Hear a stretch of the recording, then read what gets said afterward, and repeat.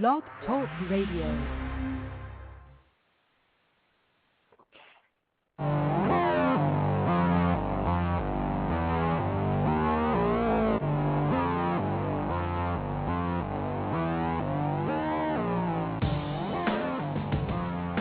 Welcome to Blog Talk Radio's The Incoherent Ramblings of C&E. Christopher and Eric are your hosts, coming to you live from Greensboro, North Carolina, as we do every Thursday from 6 to 7 p.m. Eastern Time. Our intro music is provided from the Podshow PodSafe Music Network. Check it out at music.podshow.com. Also, feel free to email your topics for discussion, suggestions, and comments to incoherentramblings@live.com. This is Christopher. This is Eric. How are you doing tonight, Eric? Fantastic. And yourself, Chris? I'm doing well. He's actually here. I am. In Live. person. It is March the 4th, March.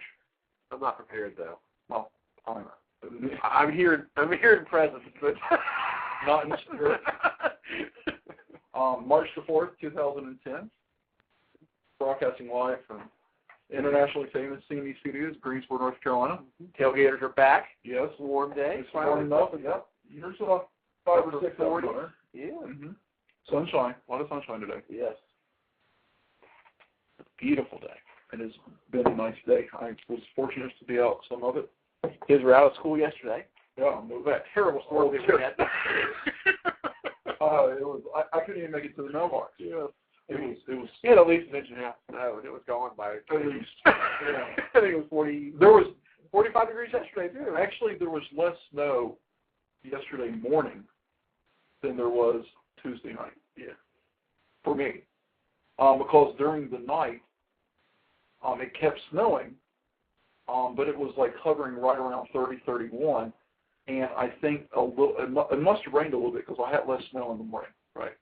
But then, by the time David and I were headed to work, it's only in like the shade. It was on, so yeah. I think it was good for the kids to be on, Sure. Safety first. I will say this new superintendent, I think, did a much better job this year than past years. Yes. If someone would like to call in, how could they do that? By calling in on the guest call-in number of 1-646-716-6928. How else could they reach us, Chris? They can go to blogtalkradio.com/incoherent ramblings. And there they could actually do a click talk if their computer is equipped with a microphone and speakers. They could chat with us live during the show. They could send us an email. They could go from there. They will see links to Twitter and Facebook and MySpace. MySpace is kind of like the trailer park. No offense to the people that live in trailer parks of social networking. And then also they could go subscribe to our channel in iTunes. And when they subscribe, it would automatically download the shows for them. There you go. So if they weren't available at the ideal time slot. Yes. Yeah. The perfect time slot. For everyone on the Eastern Eastern Coast. So, yeah. So we have a plethora of ways, a myriad of ways with which people can contact us electronically. Yes. So, please do. And we actually have some listener-submitted stories again today. Well, pretty much every week we have at least one story. It's sometimes more than... Well, our listeners are contributing more today than I am. Yes. Although I do have a rant. They are contributing more than I am also. So our listeners, this is truly listener-driven. We'd like to dedicate this show to all the stories that our listeners have sent in this past week. Yeah. There's so many that we felt we had no other choice. Let me see if I can find it. I don't even know if I want to be able to find it. Send your laptop? Yeah, this is not for me, but yes, it is. Yes, very nice, very sleek. I remember. It was actually a link that was sent to me that I know that I can find. I just have to remember the name of it. Here's one of our upcoming. Just give you a little tidbit. We have a story about a goat that leads the police on a 30-minute chase. Goat? A goat. Whew. Yes. So it Billy?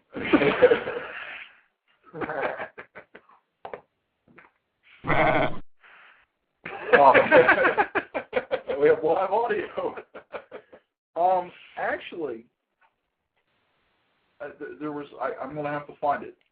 There was a story. That it was definitely the Sheep Award winner. Oh wow. I think I may have emailed it to you. Did I email you a story that was just outrageous? You emailed me two that I couldn't view from my phone. Oh, okay.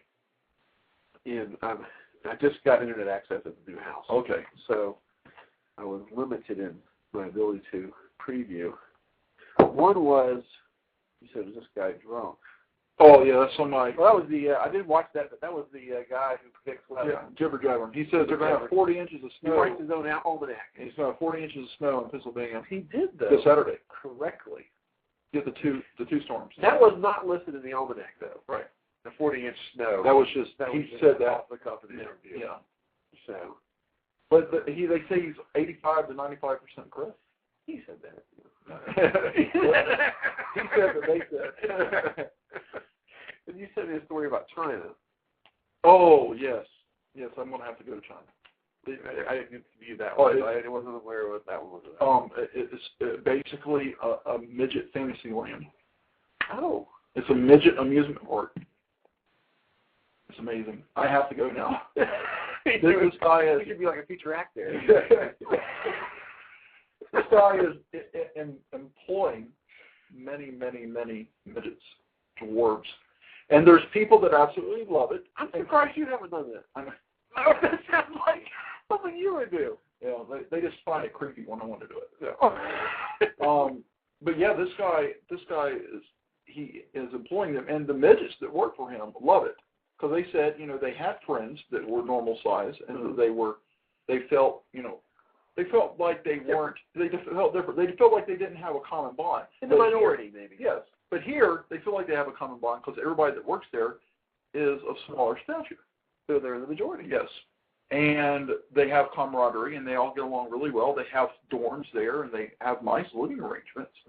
Mm-hmm. But, of course, there are always the specialty groups that are their only charge in life is to be offended by everything. Right. They would say that they're there to protect special interests, but they're actually just there to get their panties untwist. And so there's one in California, I can't remember the name of it, but he says they prefer not midget or dwarf, because some people find that offensive. And it's not little people or little person anymore.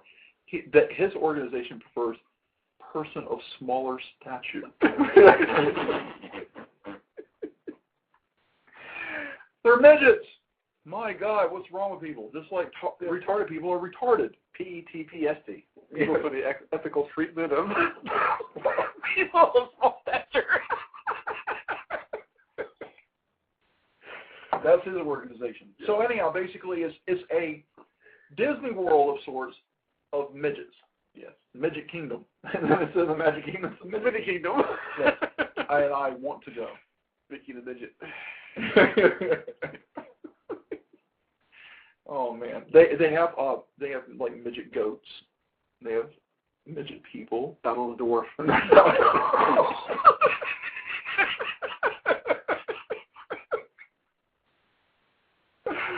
Oh, Mickey the Midget, Donald the Dwarf. Oh, if we had any listeners, we'd run them. Oh my! I haven't even seen the story yet. It was wonderful. So, what do they do? What kind of attractions do they have? Just jumping jacks and I don't know. I mean, what do you call that when they run around on the floor? Gymnastics. Maybe stuff like that. I've already forgot. I just grazed over the article. I just saw it was about midgets and I went into shock. I was unable to take anything else in right then. I plan to go back and read it, but I just know now that my place is in China. Mr. the short stature. Kidding.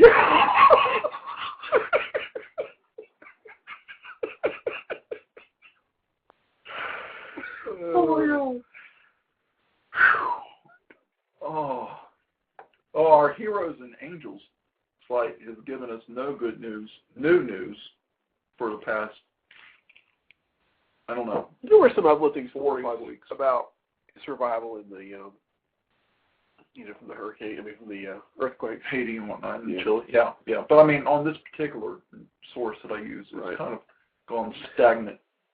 I'm going to see if I can find, I think it was listed under pets. Let's see if I can I have some good news. Share some good news with us. I have officially moved into the new house. Officially. You've I've actually slept spent the night there there, for right? 4 nights now. Awesome. Sleeping with heat. Right. In a bed. I'm moving up. Yes. This show is taking me places. Yeah, I believe that it is. I'm going to have to find this story. Well, why don't you give us an update on the house? Well, the first floor done and whatnot. The first floor is nearly done. Mm-hmm. I am almost fully done with the painting on the first floor. I have like one wall to paint, one window to paint, and some baseboard and like the kitchen entry and one bedroom. And I'm done with painting upstairs. Mm-hmm. And one closet I wanted to brush too. Okay. That's good. Yes. My closet to finish putting together, sanding and painting. And other than that, the first floor was completely done with the exception of the kitchen cabinet doors, which I may just take my time doing. Okay. So I have moved furniture into the living room. My bedroom is done. Megan's bedroom is done. Some window dressings have been hung. Blinds are hung. Okay. I got internet access there yesterday. Okay. So we're just moving right on along. New light fixture installed out on the entry. Have you seen that yet? No, I have not. The entry's painted. All the windows in the house, exterior windows have been painted except for one and a second coat on an exterior door. And then two actually second story windows that I'm not sure I'm going to do right away. Mm-hmm. So it's coming right along. I'm probably going to move dining room stuff here in the next day or two, and I'm probably going to start setting my office up over there and just slowly move in. Well, I know you're happy to be living there in the new house and have some heat. Yes. Here is our China dwarf theme park. Here's maybe some dwarf fairies. Angels. Yeah. Don't they? Like little Victoria's Secret angels. I wouldn't go. Oh, that's right. They are wearing underwear. I mean, they may be, but they just have white wings on. Yes. So yeah, that's the article. So what does it say about it? It's a gentleman. He's an entrepreneur. Uh-huh. He has a peasant upbringing, and he's gone from that to undreamed of wealth. Wow. He has a company that makes electric meters. He invests in real estate. But when he was 44, the lure of making money for money's sake began to wane. He wanted to run a business that accomplished some good. And I love how this is worded. So last September, Mr. Chen did what any socially aware entrepreneur might do. He opened a theme park of dwarves, charging tourists about $9 a head to watch dozens of dwarfs in pink tutus perform slapstick version of Swan Lake along with other skits. I see. Yeah. He has big plans for his kingdom of the little people. That's saying kingdom of the little people. It's set amid 13,000 acres. That's a lot of acres. Yeah. Of rolling hills and peaceful lakes with tiny dogs, tiny fruit trees, a 230-foot high performance hall. With a dozen dwarfs, couldn't you get by with like a half an acre? I mean, really.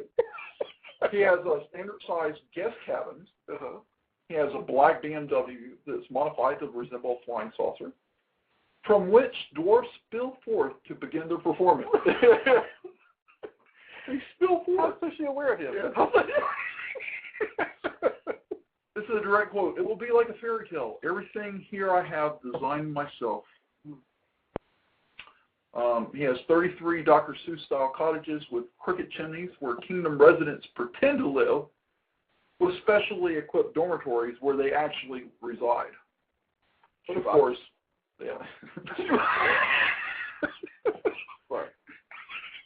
We're no bigger than a squirrel. Put him in the box. Okay, that's kind of dark.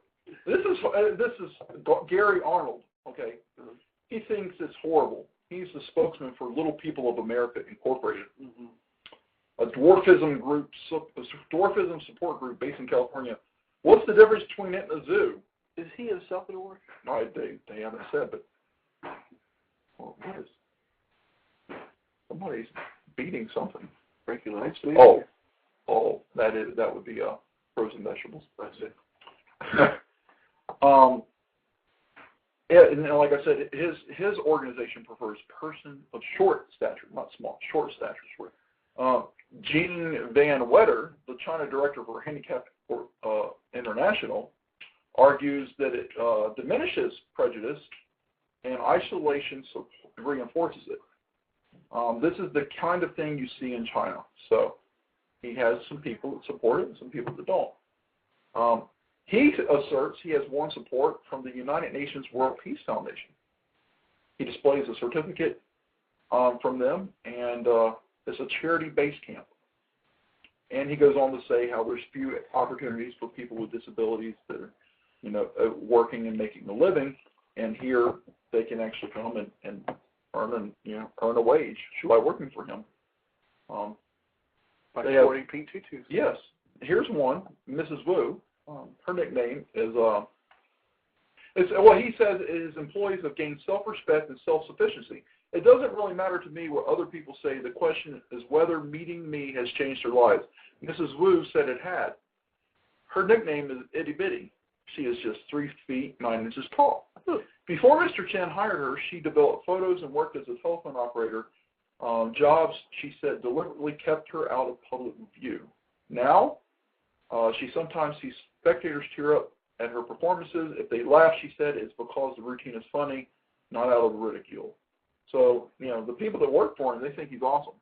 He's really helped them with their self-esteem. I think he helps promote self-esteem and self-respect than wearing a little pink tutu and doing skits on. Right. Well, but if you think about it, if they're doing comedy skits like SNL, I think the main thing is that the people that are working for him think that they are being treated fairly. Are these Asian dwarfs or dwarfs from all over the world? They are Chinese. Chinese dwarfs. Yes. You can do like an Epcot Center where you have like dwarfs from all over the world. Yes. Like dwarfs from here, dwarfs from... Yeah, it could be, Epcot. Take me dwarfs.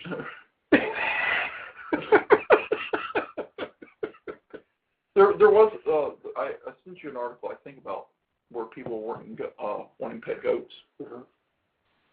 Wasn't a very interesting story. I just thought it was cool because I would like to have a pet goat. And it mentioned midget goats. You know something about some pet goats? Yes, we do. And they come in quite handy.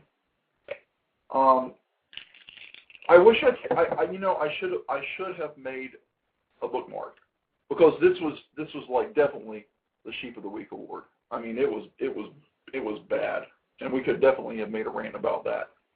You don't remember enough about it? Just talk about it? No, I don't know. If I could remember what it was about, I could do a quick search. I know I'd find it. It was on MSNBC. Did it have something to do with goats? No. It was on their homepage, but they rotate these stories in and out so much I can't find it now. So the only thing on Wonderful World that is new is about the dog. He turns up 600 miles from home. We've had these stories before. One in Australia. Yep.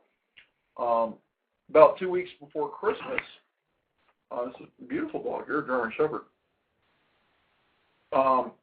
Deacon, an 85-pound German Shepherd, went missing from his home in rural Stewart, Virginia. And I would like to do a little sidestep there. Stewart, Virginia is the birthplace of my maternal grandfather. Well, I'll say something else. Mm-hmm. The hardwood floors that I installed in my house, mm-hmm. and the areas that were missing hardwood, were from Stewart, Virginia. Very cool. During the first couple of days, Pamela Holt, her husband Keith, and the daughter Brooklyn weren't terribly worried because they figured he was just out running around, being a dog. We have a lot of land. We thought he might be enjoying the outdoors. But after 2 weeks, we gave up fearing he had died or was stolen. He was a gift from her husband and had become a beloved family member, and everybody was upset. But a curious call in late February from a man in D-Land, Florida, changed everything. And my late, not blood, but adopted maternal grandmother had family in D-Land, Florida. So, I mean, we just have all kinds of connections to this story. Mm-hmm. A male voice on the other end said he thought he might have Deacon. I was angry at first and thought he was a prankster trying to play a joke. I nearly hung up on him. The man said he was from animal control. He was looking at her dog and went on. And basically what it follows, comes up to is 600 miles away from their house, they found the dog. Any speculation of how he ended up there? Well, it says the Holtz believed Deacon was stolen by people who had hoped to breed him, but were unaware he had been fixed. And somehow he ended up in Florida. Oh, terrible. Yeah. But they were actually able to get him, and now he is reunited, and it feels so good. Happy ending. Yeah. Happy ending. So that's the only good news from Wonderful World today. And then the rest of it's going to be silly news. Did I show you, I sent you this right here, this dog. Look at this dog. It won't translate well to radio. Right. But look at him. Good Lord.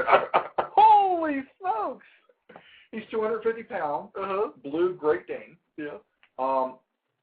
From his paw to his shoulder is 3 feet 7 inches. Obviously, his head would go taller than that. Taller than that little miss.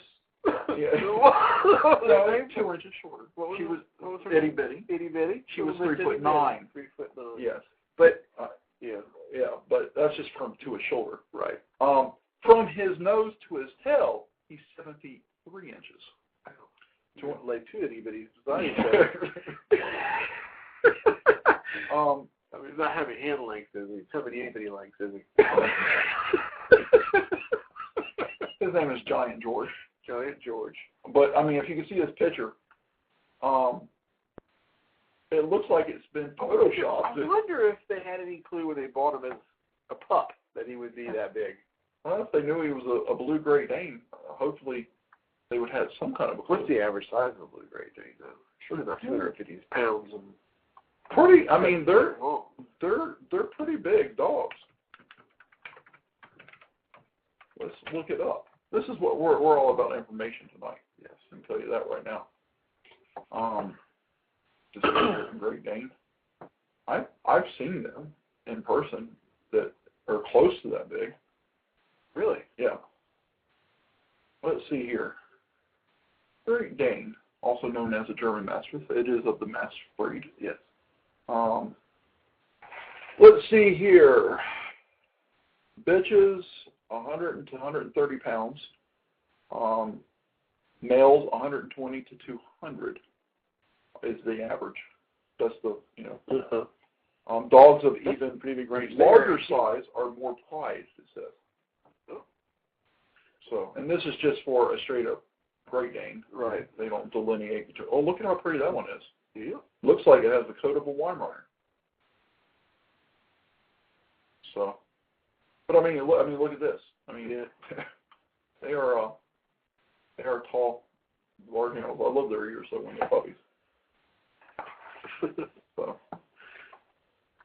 yeah. Doesn't. If you're interested, go out to MSN or Google Giant George, world's tallest dog. Check out this picture of him. It's quite impressive. He's sitting on a couch and he dwarfs the man that's to his left. So we have no more good news. I have some funny stories I would like to share. You said you had a rant for us. I do. Should we do that now or later? Yeah, let's go for it.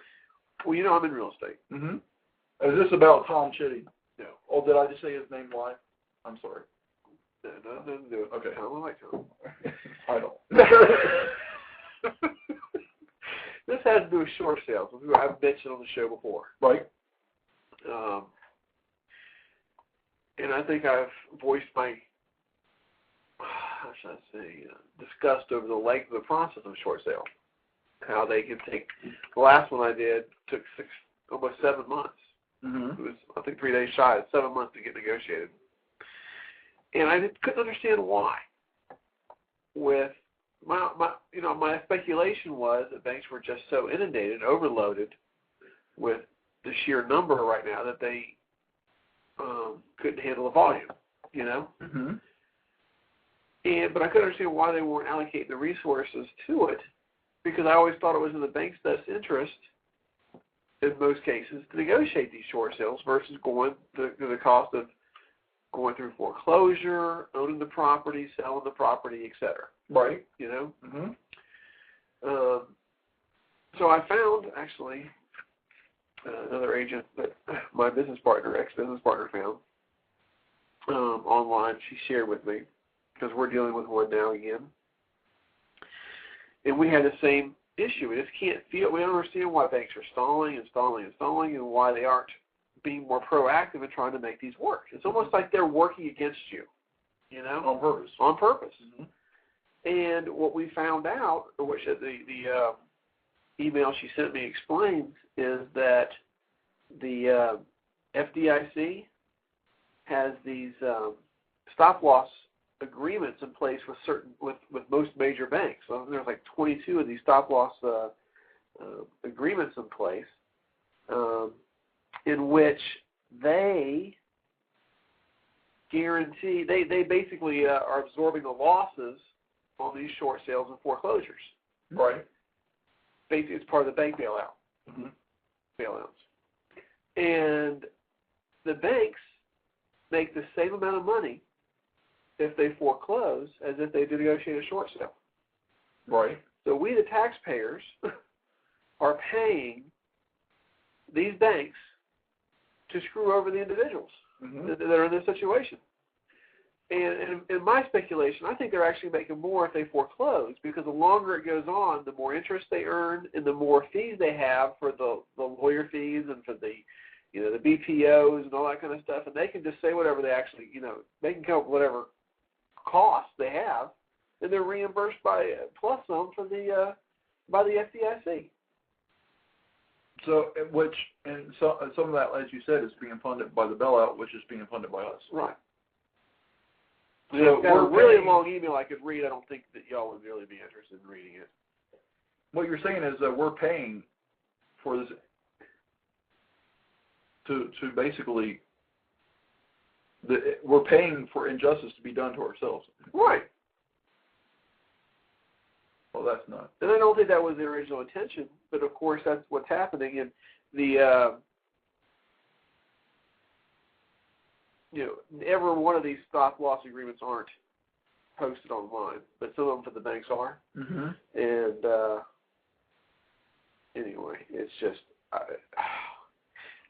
it's twofold for me. Partly, it's like it's comforting to know why now it's happening the way it is, because I just couldn't, for the life of me, figure out why this process was taking so long, and they're just purposely drawing them out in my mind.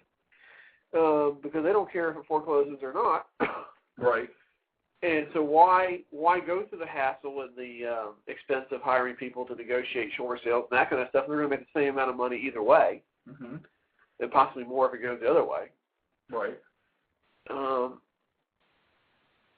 Anyway, so part of me feels, I should say, I'm not happy to hear this news, but happy to have an answer to the question that's been bothering me for some time. So you kind of figured it out. Yeah, I didn't, but I finally found the answer. Right. At least yeah. It's not just the sheer volume. It's because if it was, then the banks would would support and staff. Right. If it was in their best interest to work these out. Right. But they don't. Yeah, it's obviously not in their best interest.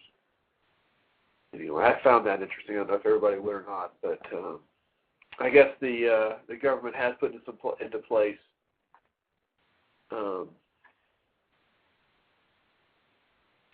that banks have to explore all options, and if they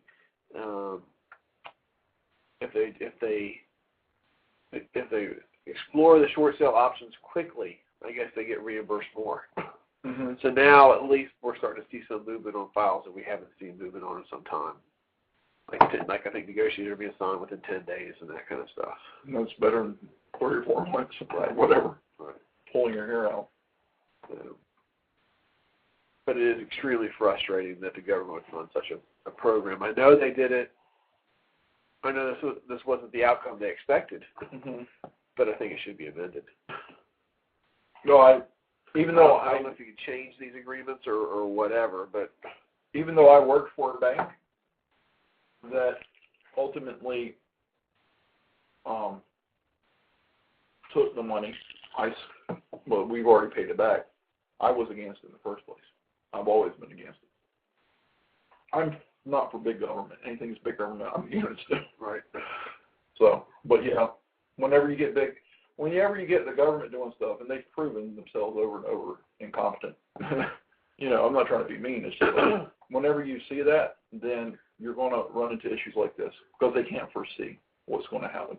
But these banks are a large part of the reason why we're in this situation as well. Because they made, I think these large banks felt like they were invincible. Mm-hmm. And so it used to be you had to put 20% down to get into a house. Mm-hmm.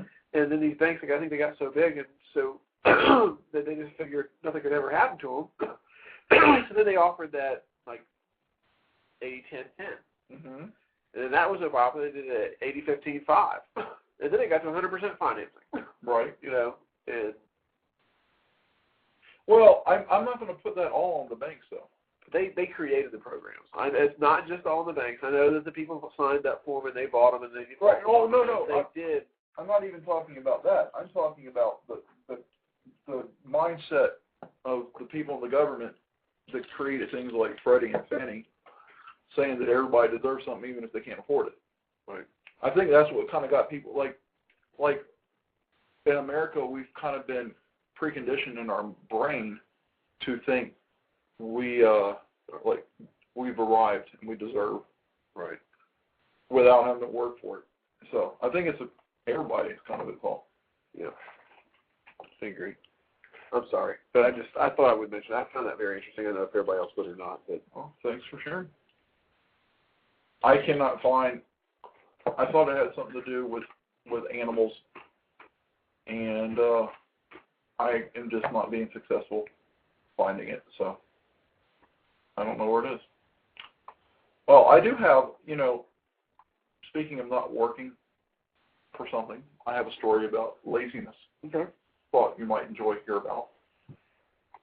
This is really lazy.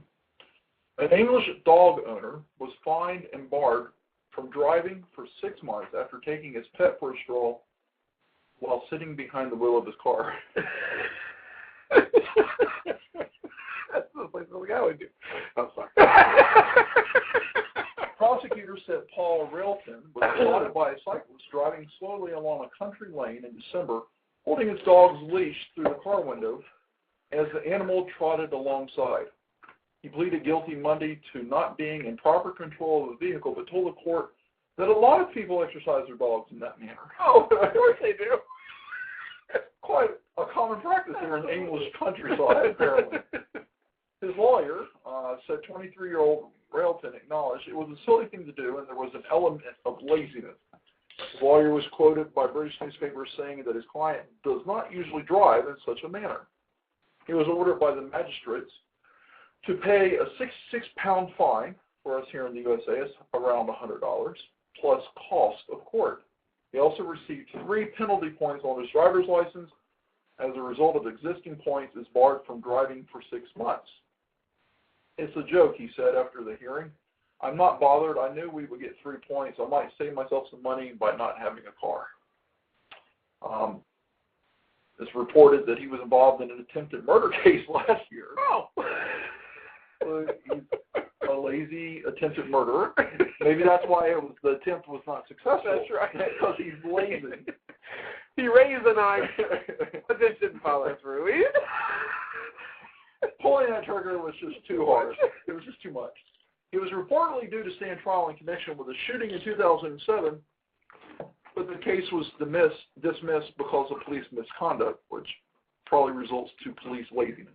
So laziness all the way around. Here in Mr. Relton and his lazy dog walking ways. Huh. I have to say I've never seen anyone walking. I have seen someone on a skateboard with their dog, but the dog wasn't pulling them. They were like keeping up stride for stride. And I also have seen someone with a bicycle and a dog. But the dog, it's not like the dog was being, drugged or dragged. So I've never seen someone taking their dog for a walk driving in a vehicle. That is pretty lazy. That's pretty sad. So I thought I would if you had that Great Dane right. and some roller skates, you wouldn't need a car. You get it? Little whip. Get itty bitty to ride on his back. Put some reins on it. That's right. That's what you need right there. Giddy up. And itty bitty could hold a pork chop out in front of you, like the carrot in front of the donkey kind of thing. They need a blue Great Dane in the act. Right. He would literally dwarf them in size.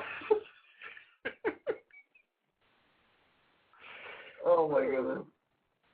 It always goes back to something bad. We're sorry. No, we're not. I once again, something our readers can't see, our listeners can't see, but, and this is in an advertisement, but look at this guy right here. It's not about the crankiest looking man you've ever seen. Or as you would call it, curmudgeon. He is definitely a curmudgeon. There's no doubt. I mean, look, I would venture to go as far as to say he's probably pissed. Yeah. You have anything else for us? No. You? You? I do. I just didn't know if you had any. There's a video out here of a pelican attacking a weatherman. You should go check that out. Okay. That's always fun. No, always. My uncle, instead of calling them pelicans, he calls them picklins. Let's see here. We've had some stories about people calling in 911, like the lady called 911 because she didn't get her chicken nuggets and things like that. Because that's an emergency. That is. Well, excuse me. This comes to us from Avon Park, Florida. Maybe he was bored. Maybe he just likes prank phone calls. But for some reason, a Florida man allegedly called 911 more than 200 times in a recent 3-day span. Highlands County Sheriff deputies said Timothy Todd Lawrence spoke only to female dispatchers and made sexually explicit remarks to one of them. He told dispatchers he did not need emergency assistance. He allegedly made 151 calls on February 13th between 2 a.m. and 10:52 a.m. He continued the calls over the next few days. He was arrested Thursday. Unclear if he has an attorney. I would say, I'm about to remember my goat story. I just remembered, because whenever there's a criminal, they always give their full name, something, something, something. And if it's a junior, because they want to make sure. And I remember he had all 3 names and a junior, and he had done something horrible. That's not much to go on. That's about 3 prank calls an hour. Yes. 3 days. Seriously.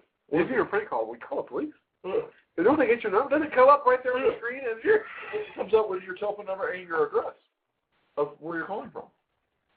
That's you right. Is he a tard? No, you should probably. I would say it's unfair to even call him that for the retarded. I think you're right. I think he's just downright stupid. So yeah, that was not the brightest thing, definitely. Pandas. I found this kind of interesting. I don't know, and I guess I can look this up real quick. In fact, I will. I think they are.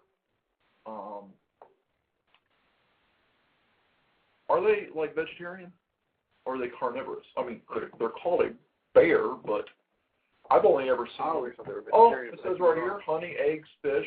Okay. But mainly, so they are carnivorous, but I think they mainly eat leaves, eat shoots and leaves. No. Here's a panda found eating like a pig. His diet is mainly bamboo, but it eats other foods. Hunger drove a wild panda to break into a Chinese farmer's pig pen and eat their food, which was meat and bone rather than bamboo. State-run China Central Television said the giant panda had apparently descended from the mountains and was spotted in a field before he was found inside the pig pen, chewing on bones and spitting out the meat. So he's picky. Yeah. After eating its fill, the panda quietly left. Although classified as carnivores, the giant panda's diet is mainly bamboo, but it also eats foods including honey, eggs, fish, oranges, and bananas when available. So, so big. They are endangered species. But, yeah, I mean, while they do eat meat, it's not common. I was watching TV one morning when I was up early, getting Megan ready. We were watching, I think, the Animal Planet or something. They were talking about lions. And I didn't realize that lions, when they go out and they try and get their own brood of lionesses, mm-hmm.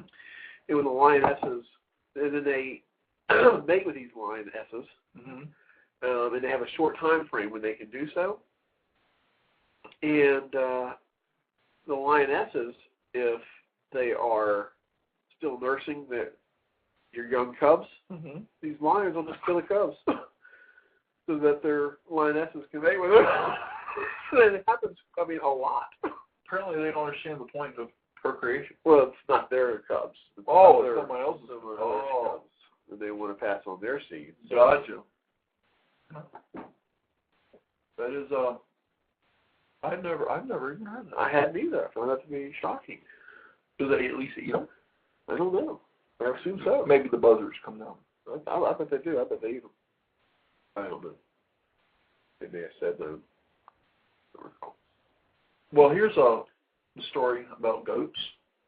A goat all over town ran a lone goat as Odessa, this comes from Odessa, Texas, police and animal control officers tried to catch the roaming animal. The report to police came in Saturday as a sheep on the loose. Sheep on the loose. Officers then determined it was a goat loping through a Taco Bell parking lot, a park, and the dorm area at University of Texas.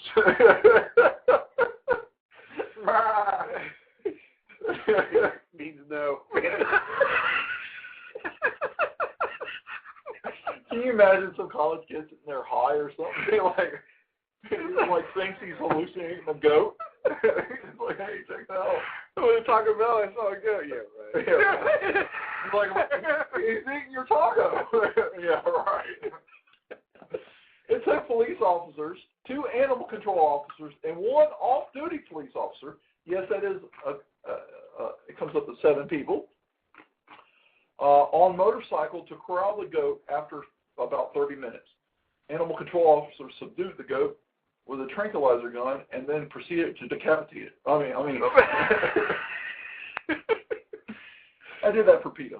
Ingrid did throwing her a bone and took custody of it. That's how it finished. There was no immediate word on who owned the goat. Maybe it was a feral goat. Maybe. Maybe it was just like came down out of the wilderness. To feed the Taco Bell? Well, of course he stopped by a picnic. And then he headed over to Taco Bell. Wow. That's pretty good, though. Well, not normally carnivorous.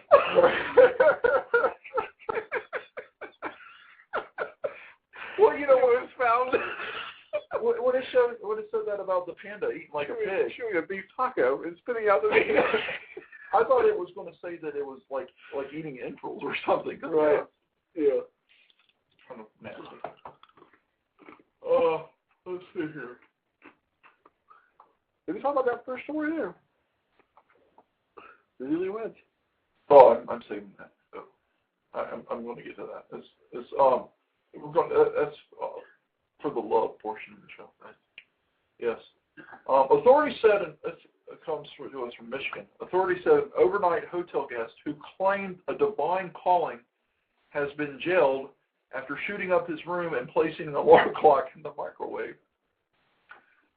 Police say the 53-year-old Dearborn Heights man surrendered about 8:30 a.m. Sunday, about 85 miles west of Detroit. He is being held at the Calhoun County Jail pending arraignment and mental evaluation. The Jackson Citizen Patriot said the man shot the bed, window, walls, and ceiling of his room, where he left a note that read, "God delivered me from evil and placed me in Albion, Michigan."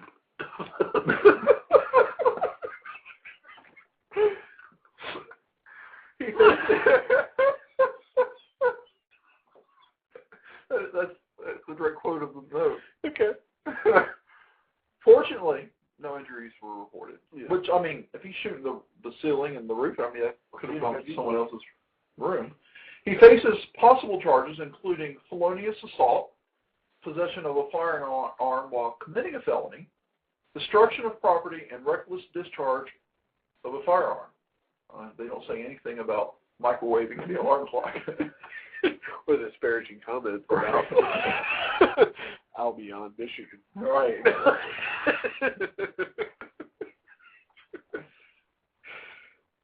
Well, you know, he may. What was the listener provided story? Wait, hold on a second. It was the lazy Brit walking the dog, from his car. That's why I said it was already in our list. So, yes, I should have given credit there. This is what I consider to be funny. Some people may not. I don't know. Comes to us from Washington State. Authorities believe a Washington man was killed. Wait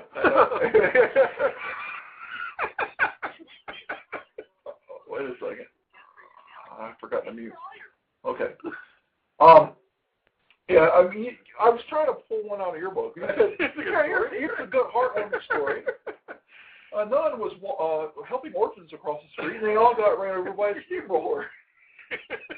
Not that bad. But authorities believe a Washington man was killed by accidentally urinating on a down power line after a car crash. How do you accidentally pee on a power line? Down power line. Grays Harbor County Sheriff Deputy Dave Pimentel said Monday a 50-year-old Roy Messenger was not seriously hurt after he collided with a power pole Friday and called a relative to pull his car from a ditch. However, family members found Messenger electrocuted when they arrived. The deputy says Messenger apparently urinated into a roadside ditch but didn't see the live wire. You know, dancing How about. about I know he didn't see it? Yeah, he was like aiming for it. It's Charles Tallywhacker. They're hoping that he didn't see it. The urine stream likely served as a conductor, allowing the electricity to reach his body. Wonder what the point of entry was.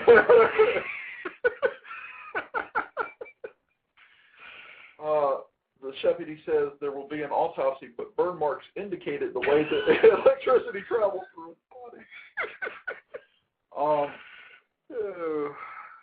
So hopefully they won't serve hot dogs at the funeral. It was a big frothy stream. At the wake. At the wake, the hot dogs. Wiener roast. In remembrance of Roy.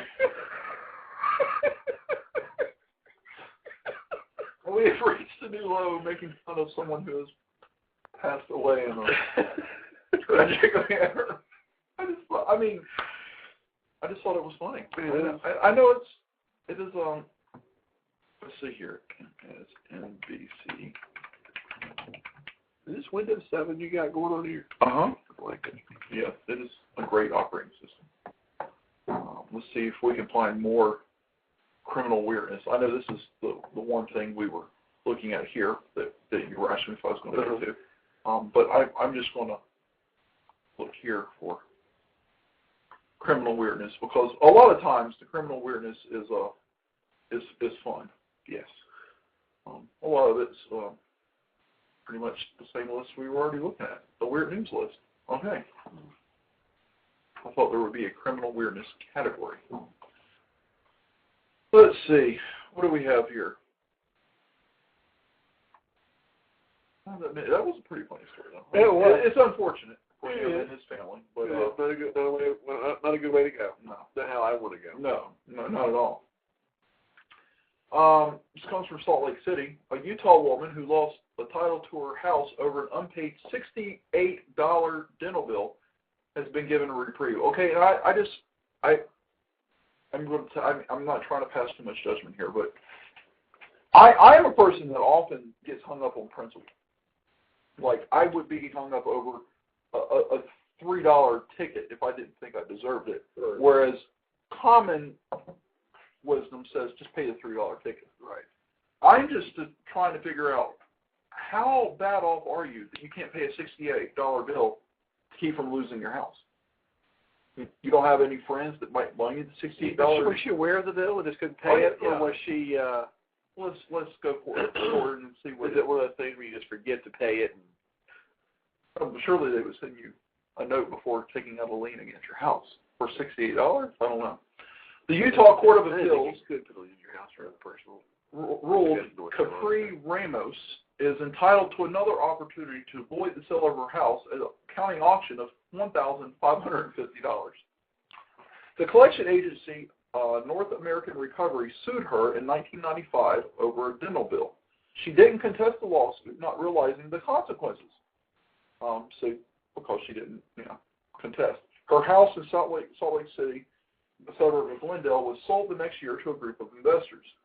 On Thursday, the Utah Court of Appeals sent the case to the 3rd District Court for a hearing on whether she had proper notice of the sheriff's sale and whether the sale price was grossly inadequate. I would have to say, unless it was a shoebox, right, it was grossly inadequate. I don't know of any home in this country that stands that would sell for $1,500. That's obviously a joke. And so it doesn't really tell us. Oh, she obviously knew about the bill, right? But it doesn't really tell us why she didn't or whatever. But why wouldn't you just pay the bill? Right. That's what I'm not understanding. Her decision there.